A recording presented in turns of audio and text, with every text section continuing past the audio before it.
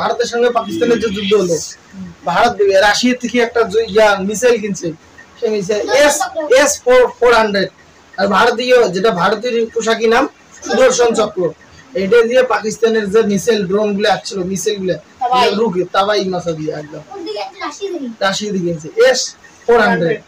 এখন বলে আবার নতুন চুক্তি হয়েছে S-500 কিনবে। তাহলে ওই S-400 যদি না থাকলেও হয়, তাহলে ভারতের কোন কোন জায়গাতে টার্গেট করছে? অমৃতসর গোল্ডেন টেম্পল, সে গোল্ডেন টেম্পল টার্গেট করছে, আর মেলা দিল্লি টার্গেট করছিল, গুজরাট, রাজস্থান, অনেকগুলো দেশ, অনেকগুলো জায়গা, দেশ না অনেকগুলো শহর টার্গেট করছিল। সবগুলো এতদিন ক্ষয়ক্ষতি, কত টাকা দিলে কত মানুষ মারা গেল হয়। আমাদের ভারতের ইন্ডিয়ান আর্মি एकदम शानदार मुख्यम जवाब दिया था। पाकिस्तान को कब्रिस्तान बना दिया। कब्रिस्तान, पाकिस्तान की कब्रिस्तान, कब्रिस्तान।